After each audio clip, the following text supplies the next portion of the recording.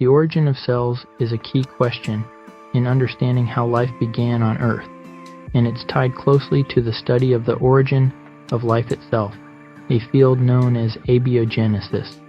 While there is still much to discover, scientists have developed several compelling theories based on experimental evidence and geological data to explain how cells, the basic building blocks of all life, emerge from non-living materials.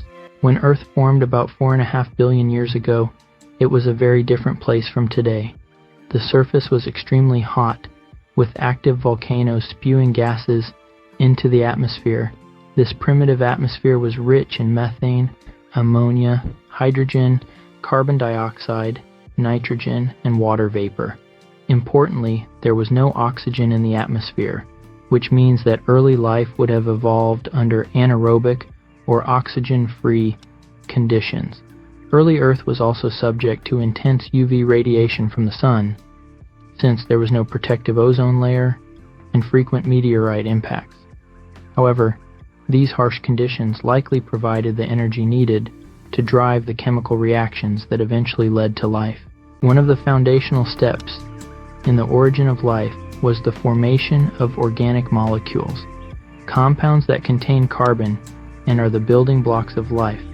In 1953, Stanley Miller and Harold Urey conducted an experiment that simulated the conditions of early Earth. They created a closed system containing water, methane, ammonia, and hydrogen, and then exposed it to electric sparks to simulate lightning. After several days, they found that simple organic molecules, including amino acids, had formed.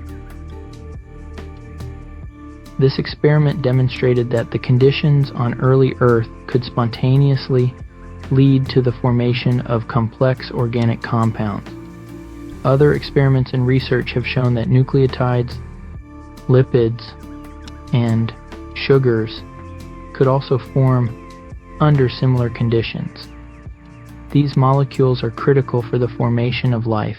One of the great mysteries of life's origins is how these simple organic molecules began to organize into something capable of replication, which is essential for life. A leading theory is the RNA World Hypothesis. RNA, or ribonucleic acid, is a molecule that can both store genetic information like DNA and catalyze chemical reactions like proteins. In this hypothesis, RNA was the first molecule to perform these dual functions, predating both DNA and proteins in the earliest life form. RNA's versatility makes it a strong candidate for the origin of self-replicating systems. Early RNA molecules might have formed spontaneously in the prebiotic environment and then began replicating themselves, possibly with the help of mineral surfaces like clay, which can act as catalysts for chemical reactions. The self-replicating RNA molecules could mutate and evolve, leading to greater complexity. Over time, some RNA molecules may have evolved the ability to synthesize proteins, which are more efficient catalysts, and to store genetic information in DNA, which is more stable than RNA. This transition eventually led to the more familiar forms of life we know today. The next step in the origin of life was the formation of protocells, which were precursors to modern cells. Protocells were simple, cell-like structures composed of a membrane surrounding a mixture of organic molecules.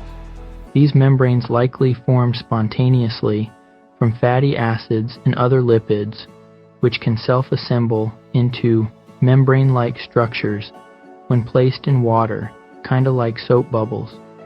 Once a membrane was formed, it could encapsulate a mixture of organic molecules, providing a protected environment where chemical reactions could occur more efficiently.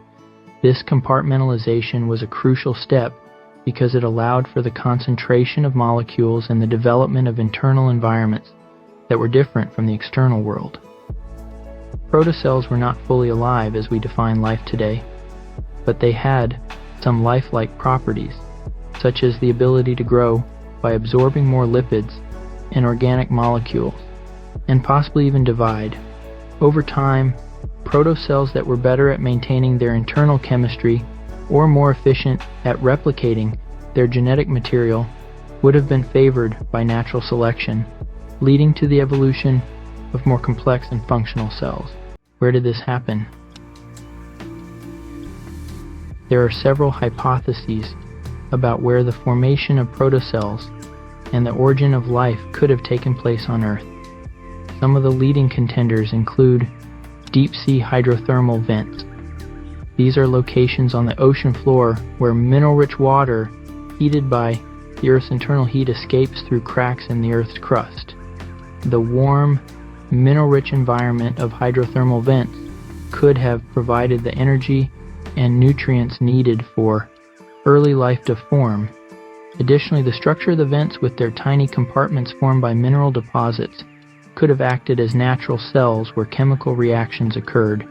Then we have shallow ponds and tidal flats. Another theory suggests that life began in shallow pools of water or tidal flats where organic molecules could concentrate as water evaporated. This concentration would have increased the chances of complex chemical reactions, including the formation of protocells. And finally, mineral surfaces. Some scientists propose that life originated on the surface of minerals, such as clay, which could have acted as a catalyst for the formation of RNA and other organic molecules. The microscopic structure of these minerals could have provided a surface where molecules could accumulate and interact.